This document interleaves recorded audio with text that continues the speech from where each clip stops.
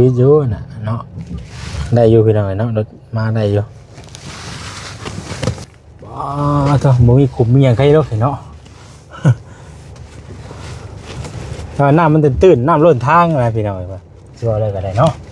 คำมันมาลายก็บ่แห้งได้เนาะมันไปบ่ได้เด้มันมาลายเจ้าโอ้ย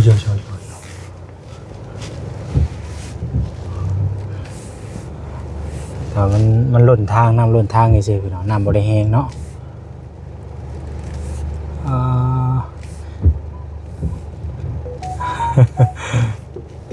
จิตเลยครับโอเคเป็นน้ำล้นไปซื่อๆเนาะเนาะมาเห็นอีกวันนี้รถเพิ่นมาปุ๊บประตูกระต๊อบนอนอยู่ข้างเล่านี่ได้บาทนี่พี่น้องเลยประตูผ่าตังเนาะตอนนี้กับเพิ่นมั่างลงมาเรียบร้อยเนาะสร้างพร้อมบ่สร้างพร้อมแต่เงินบ่พร้อม เอาไปตามสภาพเนาะตามงบมันแหละพี่น้องค่อยเป็นค่อยไปเอาแหละก็เป็นค่อยไปค่อยเฮ็ดไปถามเฮามีงบมีหยังดำเนินการต่อเพราะว่าตอนนี้ก็ได้มั่างลงมาได้เด้เนาะโตสบายดีเป็นยังไงเป็นจังไดเนาะลงมาอยู่มานอนอยู่นี่แหละบาดนี่เนาะเป็นยังไงจะนอนไปนอนอยู่ไปเนาะเพิ่นพอดีเพิ่นมั่งลงมาแล้วก็เพิ่นเฮ็ดดูนี่แหละเป็นยังไงเนาะอยู่ข้างเล่าเนาะนี่เล่าเข้าบ่นี่นะเล่าเข้าแต่ว่าบ่มีเข้าอ่ะเล่าเข้าแต่บ่มีเข้ามันจะมามั่งหืนเลยเครื่องกันยังไปนี่โทษแล้วบ่เข้าไปนอนอยู่ในเล่านี่เนาะเดี๋ยวไปเนาะแม่อันนี้ของต้อนเป็นอะไรเนาะซื้อมาแคทหนึ่งไว้เพิ่นได้ต้มกินเนาะเพิ่นก็ได้มั่งได้อย่างแล้วเนาะแต่ก่อนมีเฮือนหลังนึงอยู่นี่ที่ว่ามันผุพังแล้วก็เพิ่นก็ได้มั่งแล้วเนาะให้ทางสร้างเพิ่นมั่งงบก็จ้างค่าสร้างเพิ่นก็3 ล้านนี่แหละเป็นเอาทางบ่อฮวดเพิ่นเนาะที่ว่าจ้างค่าสร้างแล้วก็ทางเพิ่นมาเฮ็ดหม่องนอนอยู่นี่ท่าเนาะอยู่ข้างเล่านี่พี่น้องเนาะข้างเล่าเข้าในทางเมส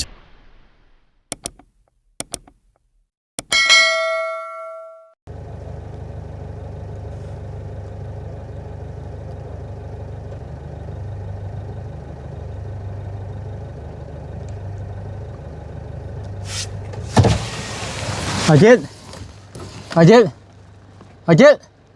บันทึกกล้องนะวะ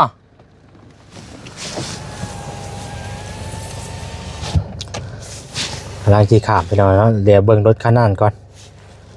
รถคันนั้นมาก่อนว่าสิเป็นได้ใดน้ำลายเลยพี่น้องน้ำออกแกงเนาะเดี๋ยวให้รถคันนั้นมาก่อนรถตลาดเบิ่งรถตลาดน้ำ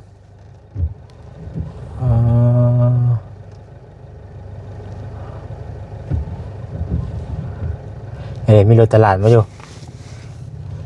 พุ่นนั่นถ่ายอะไรไม่รถตลาดนั่นเฮ้ยเนาะบ่เห็นอย่างเลยนี่ว่าจิตเลย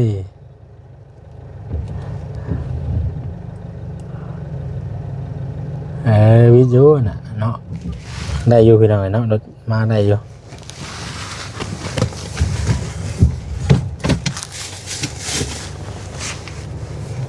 แต่มันพลาดใจกันเลย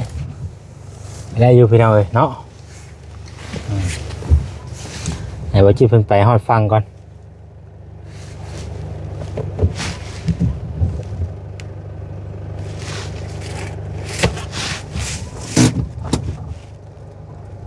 ฝากคุณเลย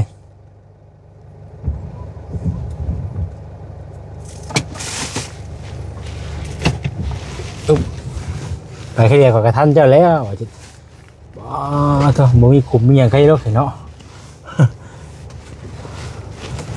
น้ำมันตื้นน้ำล้นทางอะไรพี่น้องป่ะชัวร์เลยก็ได้เนาะคำมันมาลายก็บ่แห้งได้เนาะมันไปบ่ได้เด้มันมาลายเจ้าโอ้ย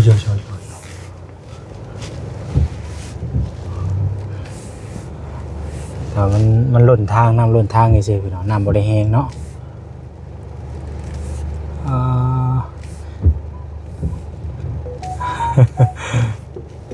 จิตไปเลย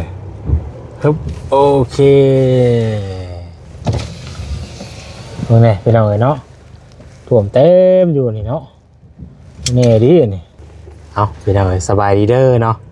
สบายดีพ่อแม่พี่น้องบัดสู่คนพ่อกับซ่องเบาแสนอีกแล้วครูป้อแน่มึงข้างหลังมึงแน่ไปจิมาได้จังไหนวะมาได้ไงเที่ยงนาแข่งนี้แต่วันน้ำพุ่นมันที่มันถ่วมหมดเลยนะ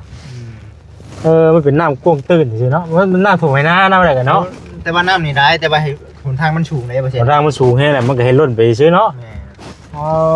หาใครก็เลยว่ามันแบบบ่ลงมาเฮงเนาะมันแบบค่อยแบบไหลยื่นมาหน้าพี่น้องพอดีจะไปบ้านดอนกองบ่ไม่เห็นแล้วซื้อดอนกองบ่บ้านนะไม่แล้วบ้านดอนกองพี่น้องเนาะติดตามกันน้ำกันเด้อพี่น้องเด้อวันนี้ก็ไปอัปเดตเบิ่งเฮือนของป้าน้องบุญตาพี่น้องเนาะเพราะว่าเพิ่นมั่างเฮือนแล้วเนาะมั่างเฮือนมั่างซั่นแล้วก็ไปเบิ่งไปติดตามเบิ่งพี่น้องว่าเป็นจังได๋นะคืองบมันมั่างเฮือนนี่มันทางบ่ฮวดบ่ฮวดงบมั่างเฮือนนี่ทางบ่ฮวดพี่น้องเนาะงบเดิมมั่างเฮือนมั่างซั่นนะแล้ววันนี้งบเฮ็ดเนี่ยบ่มีบัดนี้บ่พอมีอยู่แต่บ่พอเนาะงบเฮ็ดนี่มีอยู่แต่บ่พอพี่น้องนำบ่โคตรก็มีจำนวนนึงคือเฮาเคยแจ้งไปแหละงบนี่เอาข้าวก็คือประมาณ10ล้านเนาะ10 ล้านวันนี้จ้างไป3ล้านแล้วบ่3ล้านบ่แม่นๆเหลือ7เนาะเหลือ7ยังเหลือ7ล้านก็บ่ฮู้ว่าสิได้หยังนำแน่นบ่แหละแต่ว่าก็ต้องเบิ่งเด้เปอร์เซ็นต์ว่าต้องได้ชื่อหรือตะปูของพร้อมเด้แม่นหลายอย่างหลายแนวอยู่ได้เนาะหลายสิบ่ถึง7ครับบางทีก็กันว่าบัตรเฮาเฮ็ดนะเบิ่งก่อนเนาะต้องได้ชื่อแต่ว่าบ่ฮู้ว่าสิได้หยังนำแน่บ่แหละเนาะเงิน7ล้านเพราะว่าเครื่องของทุกวันนี้มันก็แพงเลยพี่น้องเนาะมีแต่ว่าท่านใดที่อยากสนใจซอยก็ร่วมกันเข้ามาพี่น้องเนาะมื้อนี้เด้ไปพุ่นเด้แม่นบอกว่าจิตไปเลยยังบ่ฮอดบ่ดงแนวบ่เช่นกันว่าใครเนี่ยรถตลาดเพิ่นเที่ยวอยู่เนาะสะพอนติเสียวอยู่ได้รถนี่ไปพี่น้องไปพ้อกันอยู่พุ่นเด้อเนาะนั่นจริงพี่น้องเนาะตอนนี้ก็มาฮอดบ้านเพิ่นเป็นที่เรียบร้อยพี่น้องโอ้เปื้อนขนาดเนาะทางกับตัวแน่ดีดอกพี่น้องแต่ว่าฝนตกแห้งเกือบมาบ่ได้เนาะน้ำออกแจ้งลัดทางพี่น้องอย่างนี้แต่ว่าทางมันสูงแล้วมันเป็นน้ำล้นไปซื่อๆเนาะเนาะมาเห็นอีกวันนี้รถเพิ่นมาปุ๊บประตูก็ตอบนอนอยู่ข้างเล่าในไรบาทนี่พี่น้องประตูผ่าตังเนาะตอนนี้กับเพิ่นมากลงมาเรียบร้อยเนาะสร้างพร้อมบ่สร้างพร้อมแต่เงินบ่พร้อมเอาไปตามสภาพเนาะตามงบนั่นแหละพี่น้องค่อยเป็นค่อยไปเอาแหละก็เป็นค่อยไปค่อยเฮ็ดไปถามเฮามีงบมีหยังดำเนินการต่อเพราะว่าตอนนี้ก็ได้มากลงมาได้เด้เนาะโตสบายดีเป็นยังไงเป็นจังไดเนาะลงมาอยู่มานอนอยู่นี่แหละบาดนี่เนาะโตเป็นยังไงจะนอนไปนอนอยู่ไปเนาะเพิ่นพอดีเพิ่นมากลงมาแล้วก็เพิ่นเฮ็ดอยู่นี่แหละเป็นยังไงเนาะอยู่ข้างเล่าเนาะให้เล่าเข้าบ่นี่นะเล่าเข้าแต่บ่มีเข้าเล่าเข้าแต่บ่มีเข้ามันจะหามากหืนเลยเครื่องกันยังไม่เอาดิโทรแล้วบ่เข้าไปนอนอยู่ในเล่านี่เนาะเดี๋ยวไปเนาะแม่อันนี้ของต้นเป็นอะไรเนาะซื้อมาแคทนึงไว้เพิ่นได้ต้มกินเนาะแม่สุเป็นอะไรเนาะแม่ป้าของทางเงินน้องบุญตาเนาะที่เขาเคยเข้ามาแต่ก่อนนั่นแหละเป็นอะไรมามื้อนี้ก็พอดีมาเบิ่งเฮือนเบิ่งซ่านเพิ่นนั่นแหละเนาะเพราะว่ามาอีกรอบนี้มากลงเลยเนาะ ใช้กลับได้บ่น่ะเออครับแล้วพี่น้องเอ้ยเนาะอันใครก็อันนั้นแม่บ่แม่น้องบุญตาบ่บ่แม่นบ่ชาวบ้านเพิ่นมาเยี่ยมเบิ่งบ่พี่น้องเอ้ยเนาะโอ้พากันนั่งโซกันอยู่พี่น้องเอ้ยเนาะทั้งนั้นนี่ดิกำลังทางนั้นก็กำลังนั่งร่มกันพี่น้องเอ้ยเนาะเรื่องซ่านนี่แหละเพราะว่าเฮางบบ่พอพี่น้องเอ้ยเนาะเพิ่นมากได้จักมื้อแล้วนี่แม่มากมื้อซื่นน่ะมากมื้อซื่นนี่บ่ฝนตกเลยน่ะฝนตกแห้งแห้งกันเลยน่ะเลยยังเช้ายังไปเอาลงเลยฝนแห้งละเลยก็จะพักเช้าซะก่อนมันฝนเอิ้น4:00 น 5:00 นนั่นมาเลยเอาลงมืดเลยน่ะถือว่าไวเนาะเพิ่นมากกันเนาะโยมันหลายคนบ่29คนผู้29คน29คนอ๋อกำน้อยคนมันสิบ่แพ้มันมีแต่ไม้ใหญ่บ่แล้วก็มันหนักเนาะมันหนักถือว่าหลายคนพอสมควรจ้ะเนาะมาซอยได้เอ็นแมงฮะก็มันบ่อยู่แพ้มันว่าอันคู่นึงอันไม่ข้างช็อตข้างผาดมันบ่ฮักสิชานโทษผัวมันบ่แพ้บ่แล้วก็หลายคนเนาะหลายคนซอยกันมันไม่ใหญ่เด้เนาะไม่ใหญ่แบบน้ำพ่นอีเด้มันก็นักน้ำพ่นเดจังอะไรอันยาโดยน้ำพ่นมันอิ่มน้ำเนาะบ่ได้มีตัวหลอกบ่ไม่มีนั่นแหละตัวฮักตัวเพก็มีแต่หากมีตัวไล่อยู่แล้วบ้าบ่ยังมีตัวไล่อยู่บ่อันน่ะไม่ตอกก็ได้ตัวฮักตัวเพก็มีแต่ว่าก็ยังมีตัวไล่อีกเนาะโดย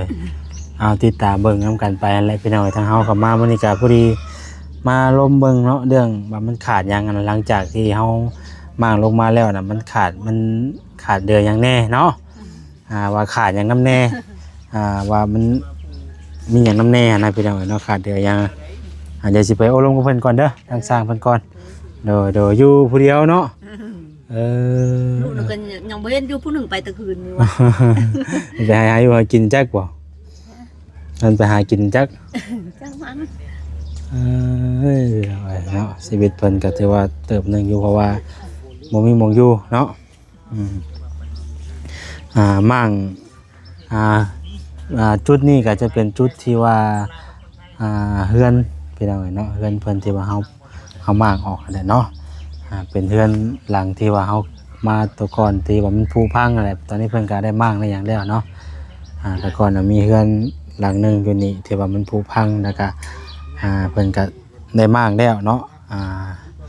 ให้ทางสร้างเพิ่นมางงบก็จ้างค่าสร้างเพิ่นก็3 ล้านนี่แหละพี่น้องทางบ่ฮวดเพิ่นเนาะที่ว่าจ้างค่าสร้างแล้วก็ทางเพิ่นมาเฮ็ดหม่องนอนอยู่นี่ท่าเนาะอยู่ข้างเล่านี่พี่น้องเนาะข้างเล่าเข้านี่ทางแม่ชูเพิ่นมานอนอยู่นี่พี่น้องนอนอยู่ข้างเล่านี่ก่อนเพราะว่าเฮามางลงมาแล้วก็ยังบ่ทันได้มีงบดำเนินการแต่ว่าปลูกสร้างขึ้นต่อนะพี่น้องเนาะมีงบมากแต่ยังบ่มีงบปลูกสร้างขึ้นนะพี่น้องมันก็ยังขาดเป็นบางสิ่งบางอย่างมันก็ยังบ่ทันได้เพียงพอเนาะตอนนี้เฮาก็กำลังสมทบหรือว่ากำลังหางบว่าซั่นซะเนาะช่วยๆกันเข้ามาอยู่พี่น้องแ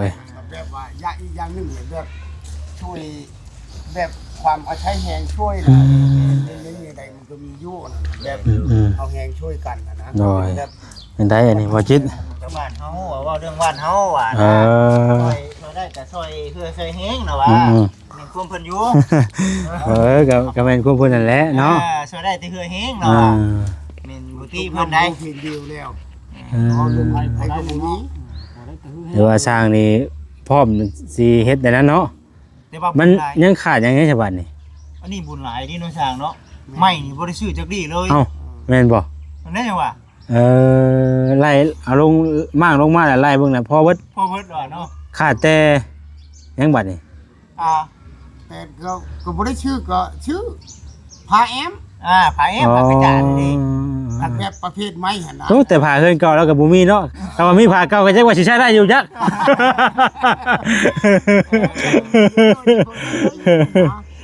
ได้ช่างบอกเพิ่นใหม่ด้วยบ่แต่ละอย่างก็มีอย่างแน่บ่พอ แต่ละอย่างหันมันที่ได้ชื่อมานะหนึ่งอันตัวลักๆโลดอันสิได้ลงมืออันเฮ็ดนะหนึ่งแหละบะลองหัน บ่ลอง ทาง บ่ลอง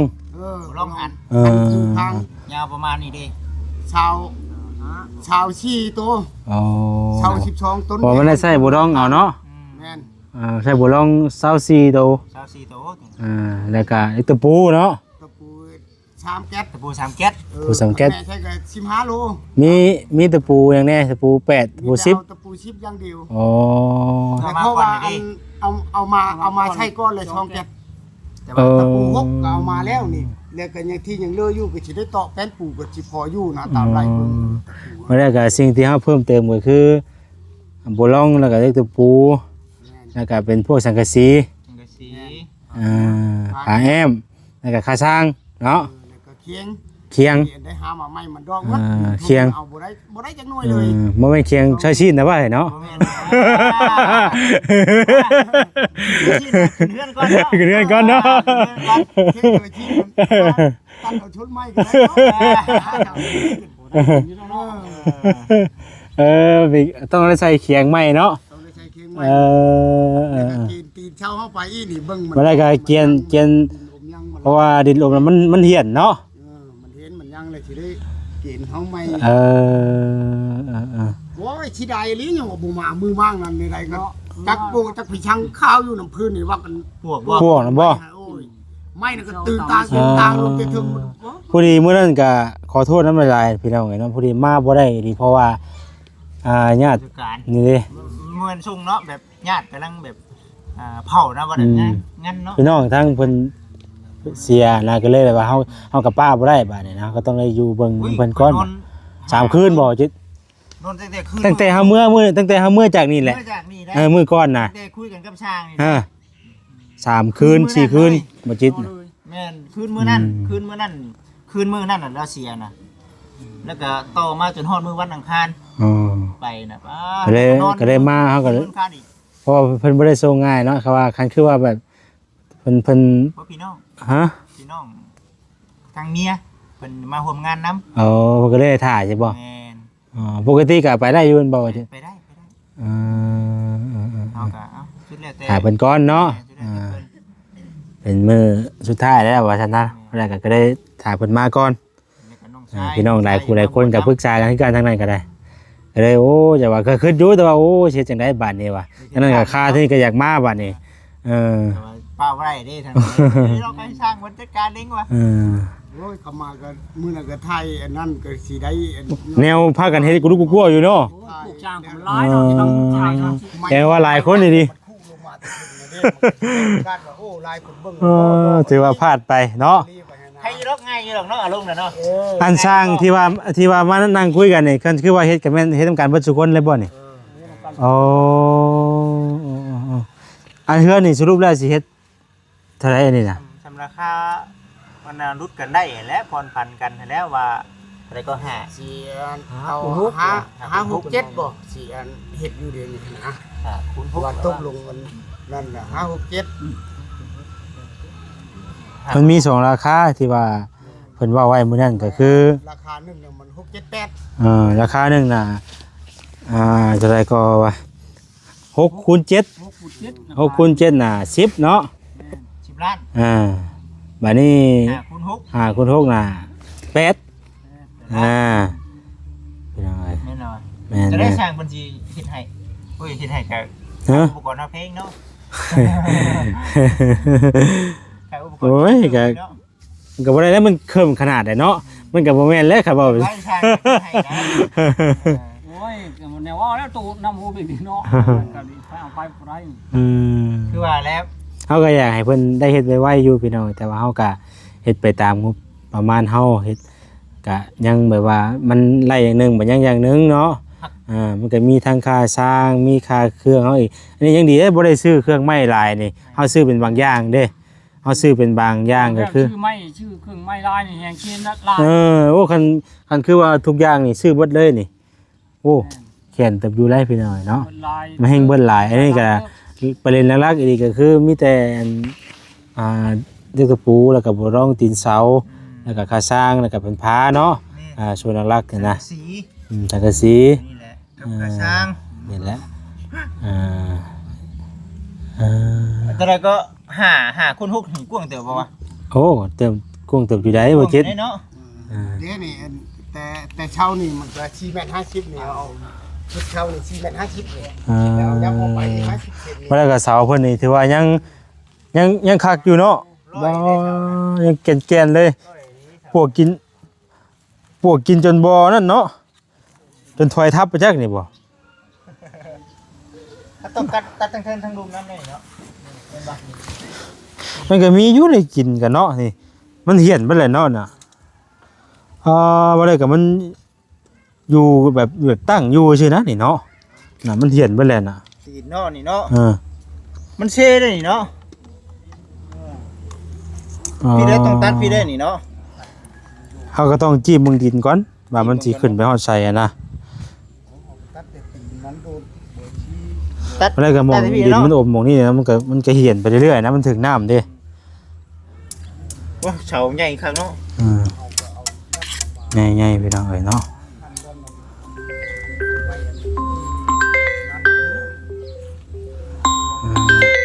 เนาะ ได้ยับเอา และมีแต่ปรึกษากันพี่น้องถ้าว่างบมาครบมื้อใดแล้วก็ทางเฮาก็จะให้สร้างเพิ่นดำเนินการเฮ็ดเลยเนาะก็คือมื้อนี้ก็มาคุยกันไว้พี่น้องเอ้ยว่ายังขาดเดือหยังแน่เฮาก็ฮู้แล้วในมื้อนี้เนาะว่าขาดเดือหยังนำแน่ก็ได้ เนาะเพื่อจงหน้าบ้านไว้น้ำนี้ ไก่มันให้มันกวางนี่ ยับไปได้นะ พี่ได้เปอร์เซ็นต์ ฮะ มึงน่ะเดินของนอกคานนิดนึง เอ้า บ่ได้แม่นเด้อของพี่ นี่บ่แม่นบ่จ้ะ แม่นตะคานี่ตะคา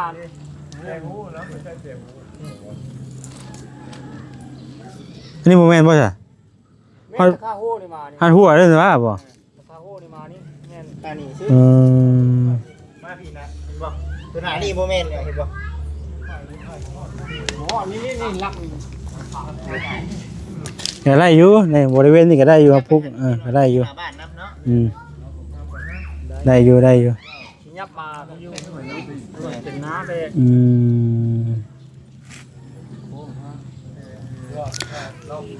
ทางบ่าวฮวดเพิ่นเข้ามาอยู่บ่จักมื้อน่ะ มาวานนี่ดิ วานนี้เพิ่นเข้ามาวานนี้โอ้เพิ่นเข้ามาวานนี่เพิ่นก็มามื้อมากกับเพิ่นบ่ได้มา บ่ได้มา บ่ได้ช่วงการเพื่อน เอาแม่นบ่ แม่น เพิ่นก็ไป ทั้งนั้นกับพี่น้องเชียร์เพื่อนทั้งนั้นก็ได้ โอ้ อ้าวบ่แม่นบ่เด้อนี่เนาะ บ่ได้คนละบอนคนละบ้านกับเรานั่น เพิ่นก็มาว่าไปช่วงราชการวานก็ดีว่า แล้วคนใส่ก็บ่ฮู้บ่ฮู้นี่นะ ข้อยก็บ่ฮู้คือกัน แล้วบอกอยู่ลืมเลยเพิ่นแต่ผู้ไทยกันนี่แหละ คือนี่ได้ บ่แม่น ใกล้นี่ได้อยู่ของเรา แท้น่ะอยู่ บ้านเก่าจังบ่ได้บ่นะ อยู่แถวใกล้ๆนี่นะลูกของเราเราจักซะ บ้านห้างนี่บ่ กาดชิโนโลกขึ้นมานี่นะ เดี๋ยวบ้านห้างอยู่ แล้วคนผู้ไทยคือกันได้ผู้ไทยบ่ฮู้กัน หัดลูกผู้เจ้าเราเอาอยู่ดอกเราจักชื่อหวานล่ะเพิ่น คนละบ้านเฮากับเราน่ะเฮาทางเซโนพุ่น ได้ครับมาได้เหมือนบ่ เบาเห็นอันเอาเบามีวิชนูกมเพิ่นเว้าอยู่ว่าโอ้ยตาน่ะมันอยู่บ้านมีเฮาหันเราอ่ะชื่อเจ้านี่น่ะเพิ่นเว้า อันตอนนี้งบเฮามีเท่าไหร่บ่จิตรวมๆแล้วน่ะ น้ำข่อยน่ะ 3,000 บาท อ๋อ 3,000 บาทก็2ล้านเนาะ มันบ่ฮวดน้ำบ่ฮวดได้ซะ น้ำหัวน่ะจากที่ฮู้น่ะ400ล้านน่ะ8ล้านแล้วบ่น่ะ ถ้าเฮาก็มาใช้จ่าย เออ ในนี่ได้เนาะโอ้ ไปเนาะ แล้วก็ซื้อบ่ฮู้ว่ายังเท่าไหร่เนาะ เฮาก็เอาเงินน้ำเพิ่นเด้ก็บ่จัก ยังเหลือบ่หลาย แต่ว่าเงินของเพิ่นก็เพิ่นก็อยู่ในส่วนของเพิ่นเนาะผู้รักผู้ใหญ่เพิ่นสิช่วยแบบใดก็ในทางนั้นซะ จ้างหลายคนจะได้พร้อมเลยถ้าพร้อมบ่แล ทางนี้เนาะ พร้อมแต่ทั้งนี่แหละบัดเนี่ยทั้งเงินเฮาแล้วบัดเงินนำพร้อมก็รอไปก่อนเนาะใจเย็นพี่น้องเนาะค่อยเป็นค่อยไปนั่นแหละถ้าว่ามีข่าวเข้ามาก็สิมาแจ้งด้วยหรอกเนาะสิว่าตื่นแต่เช้ามาแต่เช้าโลด เฮ้ยยังไงเพิ่นไล่ ที่หน่อยเราให้นี่ดิ ฮะ มั่งเพื่อน เอ เรา อห่วยจุ ถ้าใครก็ดีมีแต่โอ้แต่ละวันเขาเว้าก็คอยมีแต่ท่าแต่ละวันท่าอยู่ตัวผู้ท่าสิได้สวอเลยจำเป็นพุทธาผู้ เป็นน้อง นี่แหละ ฮะ ไปแล้วพี่น้อง บ่ได้ยักชิมาจ้ากว่าถ้าคนมา